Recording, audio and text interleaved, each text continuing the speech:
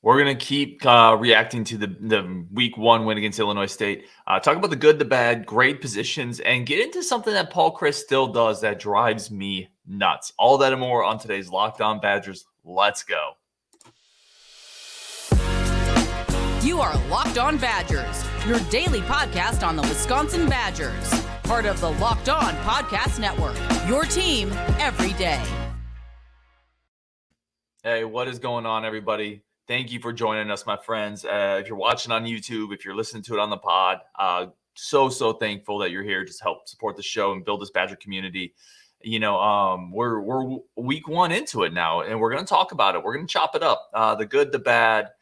We are here for your team every single day, and I can't thank you enough. So let's get into it. Segment 1, we're going to talk about and leave you some feedback on how you want us to do some of the post-game coverage. We're probably going to tweak it a little bit as we go forward, but we're going to start with segment 1, 3 things I liked, 3 things I didn't like, and then we're going to get into positional grades. So start with 3 things I liked.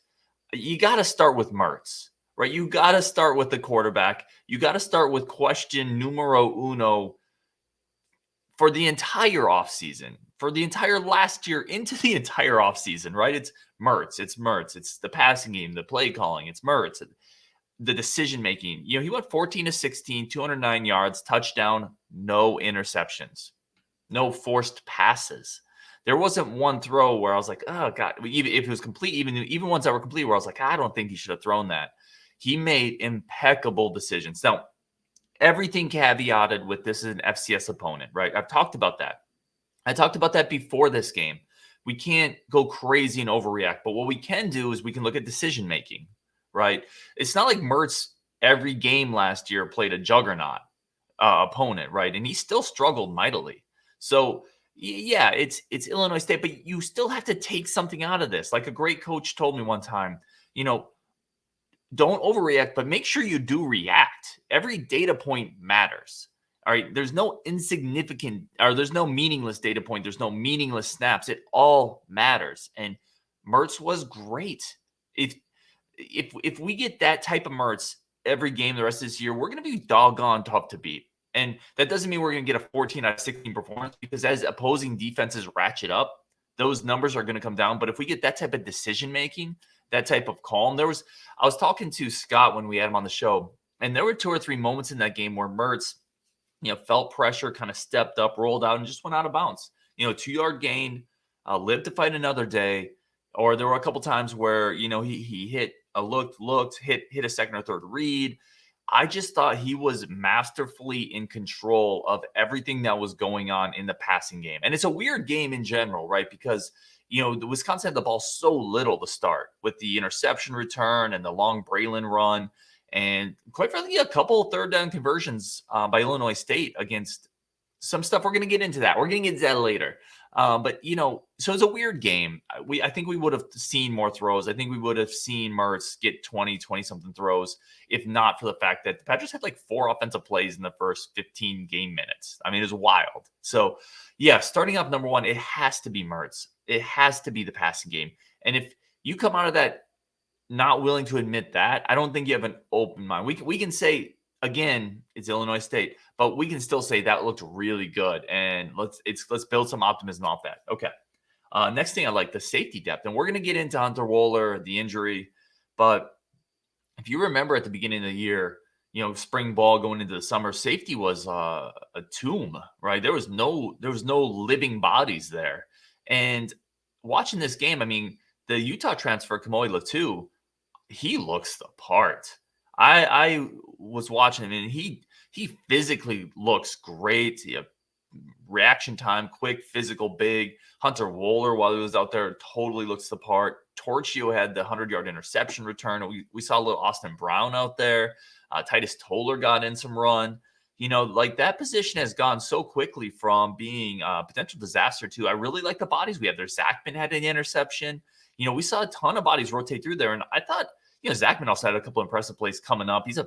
You could tell, like, he also is a physical, you know, athletic kid they have on the back end that they've been waiting to get healthy. So I think safety depth, you have to come out of it feeling like they did a really good job getting that group ready. Now, the Wohler thing, Oh, that's brutal. Everything we've heard, I don't have anything concrete. I haven't heard anything concrete, but everything we've heard is that's a bad injury and he's going to be out for a while, which is just brutal. But even then, like, again, you're not replacing him, but I like the bodies they have back there, and I feel way better about it now with an injury than I would have in the summer.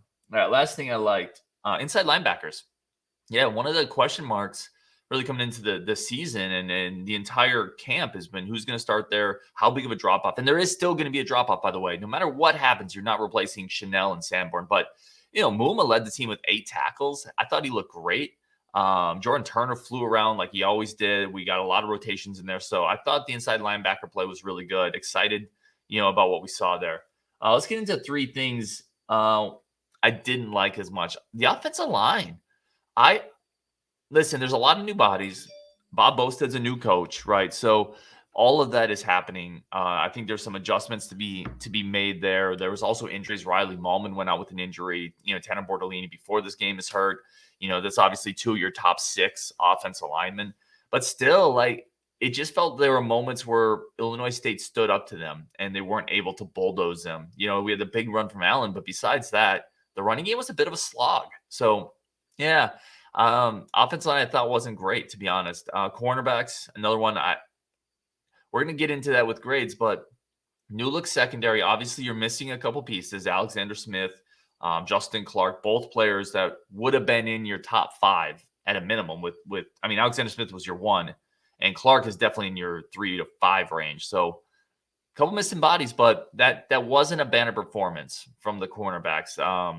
And we'll get into that a little bit more. Last thing that drove me nuts, and Paul Chryst, man, I talked about before the game. I've talked about it a couple times.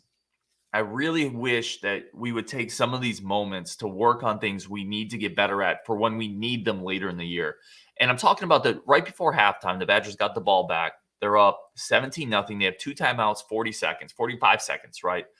Graham Mertz first down pass. I'm already happy with this, right? Because so often in the past that drive before halftime, Paul Chryst starts with a run, which is maddening to me. It's essentially just giving away a possession.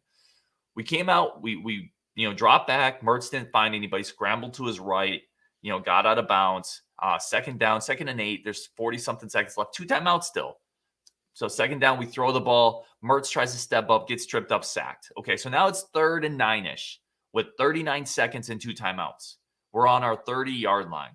3rd and 9. And we're not losing this game. You don't have to play this game like Illinois State's going to come back on you. This was a goal and opportunity to let Graham Mertz try to engineer a drive before halftime, do some quick passing, and try to see if he could move the ball in a 30, 40-second window into scoring position, playing some hurry-up offense. You're going to need that later this year. And they just let the clock run out with 2 timeouts, and it just drove me nuts. I think you're missing opportunities when you don't attack those situations. You're not going to lose to Illinois. If the worry is you throw an incompletion there and you have to punt the ball back to Illinois State with 30 seconds left, who cares? Illinois State's not driving down the field with 30 seconds left against this defense. And heaven forbid, even if they did, they go into halftime down 17-7. They're not winning the game. That frustrated me because to me, it represented an opportunity for Graham Mertz to work on something he needs to work on. We're going to need a 2-minute drive against Ohio State or against Michigan State, against Iowa. It would have been nice to put him in that situation to try it, right? So, yeah, that frustrated me. But, yeah, those are 3 things I liked, didn't like. We're going to get into game grades. Again, really appreciate everybody tuning in. You're going to be interested to see some of where I have the different grades. Definitely, if you disagree or agree, let me know in the comments. But first, today's show is brought to you by our friends at Built Bar. Built Bar is incredible. Doing this show, I've discovered Built Bar, and they've become a staple of my life. If you haven't tried Built Bar Puffs yet, you're depriving yourself of one of life's greatest joys. And guess what? There's a new flavor. Ready? You ready?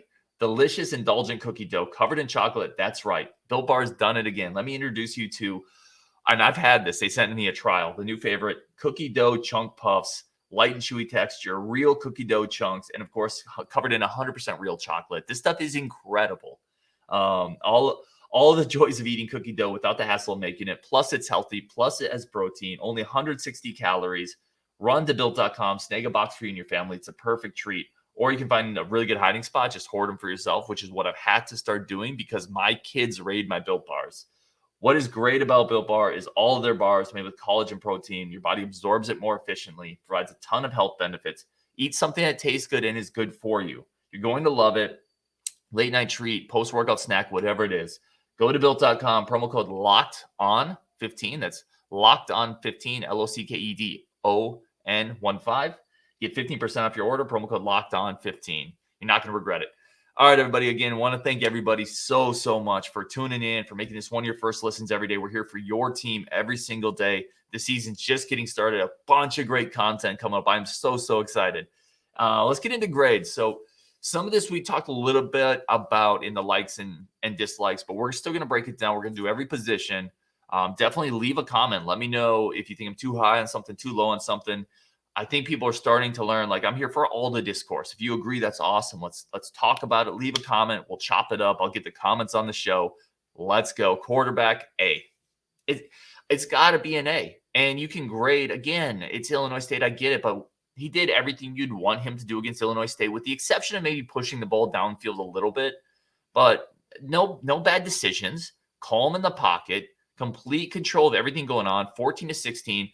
And by the way, 14-16 with one blatant drop and one kind of quasi drop, right? Marcus Allen. That first throw on that deep slant on third down to Marcus Allen that went right off his hands, that's a great throw. And he had room to run. That's a 20-30 yard completion right there. And, so, Mertz hits that. He's 15-16 for 230 and a tutty with no picks, no fumbles. Yeah, no delay of games. Like, Mertz was in control. And we've kind of come down from the upper tier level expectations of Mertz being a complete game changer for Wisconsin to, can he be a good game manager? Can we build a balanced offense with him behind center? And yeah, if he plays like that, we can. And if he plays like that, he can. So maybe we can continue build back up to the heights of the Mertz mania, where we're like, this guy could be the best quarterback since Russell Wilson, potential NFL dude. But for now, him being a good game manager, him being a player like a Scott Tolzien or a Jack Cohn, that type of level is a huge win for Wisconsin. And he looked the part. So A, straight A, 100%. Running backs, I'm going to go B.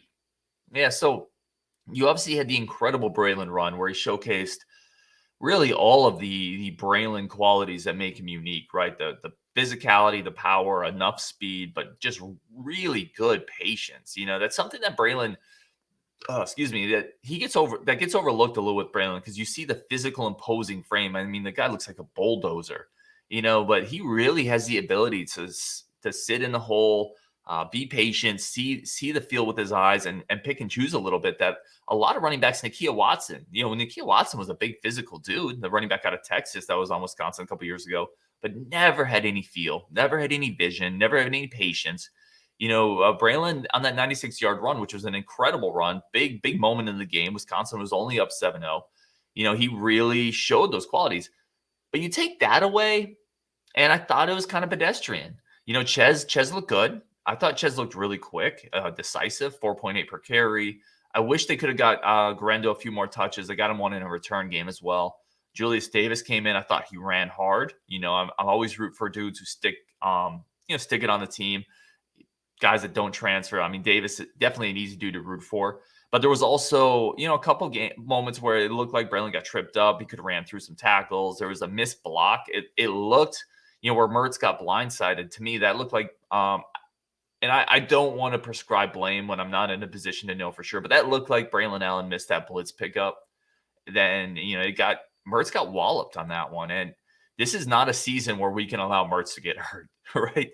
If we can all agree on that, like Mertz getting hurt this year would be a catastrophe, so running backs have to be on point in blitz pickup. And it looked like Braelon missed that one. He wasn't able to slide over to the left, kind of got in Mertz's way trying to get there, and he just got his quarterback lit up.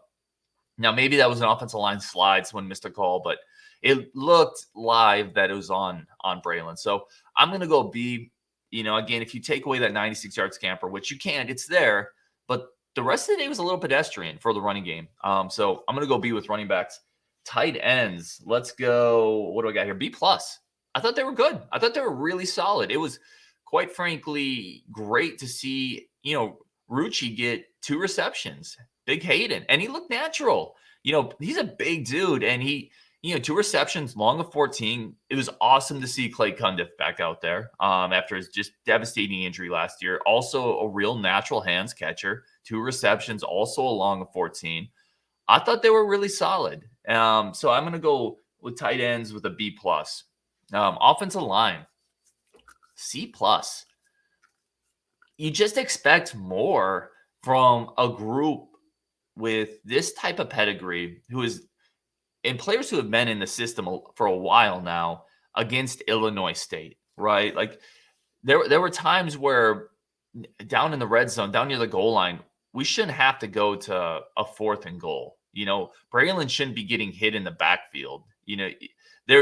You take away, and I said the same thing for the running backs. I'm going to bring it back here. You take away Braelon's 96-yard run. Braelon had 52 yards on 13 carries. If you take that away, that's pretty modest. For a guy who averaged 6+ per carry last season, for him to be averaging around 4 against Illinois State, that's one of the weaker front lines we're going to face this year, right? We're going to face Big Ten defensive lines.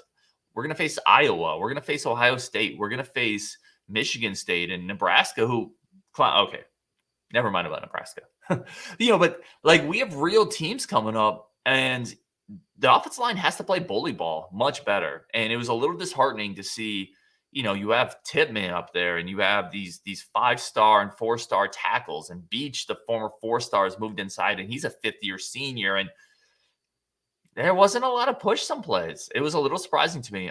There was also definitely some missed blocking assignment when Miles Burkett came in. An inside blitz just ate him up. He had no chance. So the offensive line has to be better.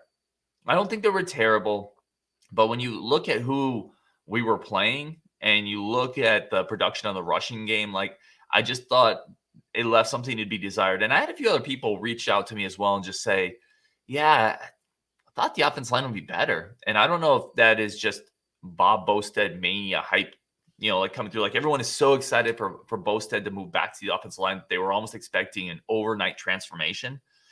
It's going to take a little while. Some of these players are still young. And to be fair, Riley Mahlman got hurt.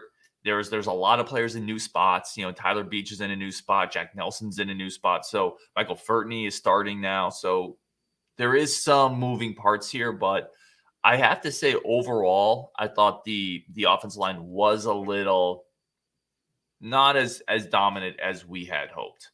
And that's going to do it for the offensive grades. Again, I have quarterback at A, and that's my highest grade of that group.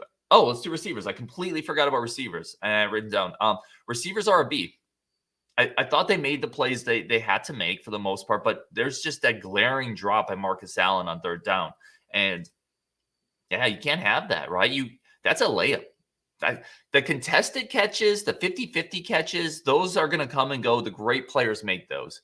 Division I receivers have to make wide open catches on 3rd and 4, period. Mertz put that. It was a 90 percentile-ish perfect throw, right? It wasn't the perfect throw. Marcus Allen had to reach up a little bit to get it, but that was a very good throw.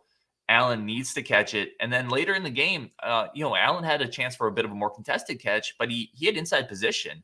And again, he couldn't haul it in. There's a very realistic scenario where with better receiver play, Graham Mertz is 16-16 in this game, right? Think about that. Shades of that Illinois game several years ago where he went 20-21. Mertz was that on point and that dialed in this game that he easily could have gone 16-16. Absolutely should have gone 15-16 if not for Marcus Allen getting hands on a couple balls and not pulling them in. So obviously Chimere Dike with that 74-yard reception. I was hoping he had the Jets to house it, but that was awesome to see. Definitely counting on Chimere to have a really big season this year. And it's cool to see Keontez Lewis. It's always fun to see new players. Like Keontez Lewis was in early. It's always fun to see new players make their Wisconsin debuts. It was a little quiet overall. Skylar Bell got some run. We didn't see a lot of Dean Ingram. Some of that I wonder, again, how much they're saving for Washington State, how much they're saving for Ohio State. I thought the game plan was pretty vanilla, and some of that's on purpose, which you certainly can't blame them. There's tougher games coming up. But I say the receivers are solid B. Marcus Allen kind of held them back with those drops. All right, and those are the offensive grades, everybody. Let me know if you agree, disagree, if I'm too high, if I'm too hard on the offensive line, too high on Mertz. Drop those comments below. We'll talk about them. I try to do that all the time. Coming up next, we got defensive grades. Who graded out the highest? Who graded out the lowest? That's coming up next on Lockdown Badgers after a word from our sponsors. Want to thank everybody again for making Lockdown Badgers one of your first listens every day. Really, really do appreciate it. Lots of great lots of great content coming up as the season continues going full swing. Let's get into defensive grades, and let's start at a spot where I've been singing the praise of the defensive line all off season. Right, I've been saying it's criminally underrated. I gotta say this wasn't. I'll own it. I'll own it when I'm wrong, or even when I think I'm wrong, or even when I think I'm not 100% right. I'll own that. I didn't think it was a great defensive line performance, straight up. Like I thought they lacked disruptive plays outside of a couple. There was it would have been not. First of all, Fox FS1, FS2, not the greatest TV. Not the greatest broadcast there. A few more replays on critical penalties would have been nice. Like I don't even think they showed. I missed it if they did. I don't think they did. The Benton penalty where he had a roughing the passer that extended an Illinois State drive. I would have liked to have seen that, Fox. Maybe show a replay or two, but that's a big penalty. And you can't have the senior leader, not just of the defensive line, but the senior leader of the defense, right? You can't have him making a roughing the passer penalty on third down that extended a drive. So, yeah, that's not great, and they took Benton out for a while after that. I thought there was a lack of pushing the Illinois State offensive line into the backfield, a lack of penetration. I think the defense line, for the most part, held their spot, but it looked like Illinois State stalemated them at times. And, I thought there's going to be a little bit more there. I did like Gio Paez. I thought Gio showed some real flashes coming in especially when like Benton was sitting down because he had that penalty. You could tell the coaches took him off the field. Paez flashed a little bit. Rodis Johnson had a really nice TFL, knifing into the backfield. But overall, it was nice to see Cade McDonald out there as well. Overall, though, it was good. It just wasn't great. And I think this unit can be better. I think Benton can be better. I think the defensive ends can be a little more disruptive. James Thompson is a big man. Had a really nice tackle near the line of scrimmage on a running play. I'm expecting a little bit more, though. So I'm going to go B. Probably would have been a higher grade if not for that Benton penalty. You can't have penalties on third down to extend drives. Just can't do it. And obviously against better teams, that stuff really matters. So we're going B. Linebackers, we're going A, straight A minus. Sorry. Linebackers are going A minus, headlined by Nick Herbig. Boy, I put it out on Twitter during the show. By the way, if anyone follows me on Twitter, I'm not a big in-game Twitter guy because I think I always feel like it distracts me from the game and I really want to be present in the game. I love game days. We don't get a lot of them, right? And I know if I get on Twitter and I start sending stuff out, people are going to respond and then I'm going to want to respond to them. And it's going to take so much of my energy away from the game that I just don't do it much. But I did throw something out there. I said, Nick Herbig is unbelievable, unblockable. We said it in our preview show. This is his last year in Madison. He's incredible. 2 sacks in this game. When he times up the snap, right, Dylan Beebolts from Wisconsin Heroics sent me a message too on Twitter. He's like, when he times up the snap, he's unblockable. Like on one of the sacks, that Illinois State left tackle had no chance. Like he was touching air as Herbig was running by him. I mean, he is just an incredible player. So, also had a nice play in coverage. Herbig's a stud. And then the inside linebackers I thought were great. I talked about it again. They're not Leo Chanel, Jack Sanborn great, but they were good. Muminam Jameta had 8 tackles, 7 solo stops, paced the defense, right? Jordan Turner had 2 TFLs, and he showed all that athletic ability. I thought they looked great. Muma looks big, physical, tough. That is a good inside linebacker duo. And then we saw Tatum come in. I saw Chaney make a really nice play. So they looked really good. Let me put it like this. They may not be the strength of this year's defense, but they will not be a weakness.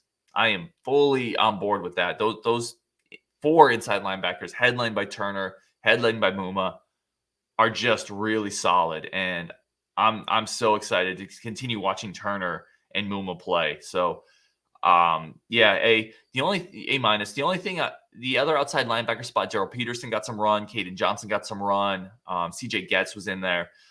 I didn't see a ton of production there. Listen, Darrell Peterson looks terrifying. He looks like a werewolf out there. Okay. He is big, physical. He can run, but it felt like he was always maybe just reading and then reacting. It feels like he may be a few games away, maybe even a year away from really unlocking everything that he's going to be. CJ Getz is who he is. He got beat on a passing play, not a lot of impact. So I think it's that other outside linebacker spot that's going to be the question mark the entire year. And we just really need, I think, Daryl Peterson, Caden Johnson. We need somebody to step up there to take some of the pressure off of Herbig. So A- there. Defensive backs. Actually, I broke defensive backs up because I think there's a big difference here. Cornerback C. We're going to C on the cornerbacks. Now, it is very important to note Alexander Smith, who's presumably and reportedly really since spring been the number one corner in this group, right? So taking him out of that rotation bumps everybody else up. I talked to Scott about this, friend of the show, and it's like if you have an ace pitcher in baseball, it bumps everybody else down in your rotation. So losing him is a big deal. It matters, right? He should be your number one. Jay Shaw should be your number two. That bumps some Melvin and Hallman all down. But still, like, this is Illinois State. Zach Ennick said at one point he finished 16 of 24. He had 5 passes that ended up being over 15 yards. They hit some chunk plays. Melvin gave up a chunk play down the side, or Hallman did, sorry, down the sideline. Jay Shaw gave up a couple if you're that seasoned, and Jay Shaw is a veteran at this point, second team All Pac-12 last year. He gave up a back shoulder. It was a really nice throw by Zach Ennick, but we need Shaw to make that play because, again, this is going to be one of the lesser receiver cores we play this year. There was a third and I think 6, early in the game. And, Jay Shaw was on the outside, lined up one-on-one and had a bit of a cushion. They just ran a really quick, out to his guy, and Jay Shaw couldn't stop it. It was an easy first down for Illinois State. And you would think that maybe the recognition, the drive on the ball would be a little quicker there with a veteran cornerback like Jay Shaw. So I thought it was a little disappointing. I thought Cedrick Dort, the transfer from Kentucky, had a particularly poor game. He looked kind of lost in space, made a couple bad plays, got lost in coverage. It wasn't great. It honestly wasn't great. Now, I think it'll be better when Alexander Smith gets back. I think it would be better when Justin Clark gets back. But it needs to get better because the passing games are also getting better against us. So, up next week is Cam Ward, Washington State. In 2 weeks, we know we got Ohio State. Or 3 weeks, sorry. We have Ohio State. So it wasn't as good as I thought it would be. I think certainly not writing it off, right? It's early in the year and there's a bunch of new faces, but it needs to get better. Let's go to safeties. Safeties, I have B+.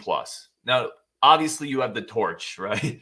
You have the jewelry thief taking an interception, 100 yards, house call. Huge moment in the game, too, by the way. Like, we were never losing this game, but that was a weird spot in the game where Illinois State was about to take the lead. Maybe a 7-0 lead, a long drive, right? Wisconsin didn't really look engaged in the game. It looked like they were sleepwalking just a little bit. And for Torch to step in front of that at the goal line, go 100 yards, pick them up, put them down, 7 points. I mean, that was just a gut punch to Illinois State. Electric for the Badgers. So obviously that, but like I said, I talked about some earlier in some of the things I liked.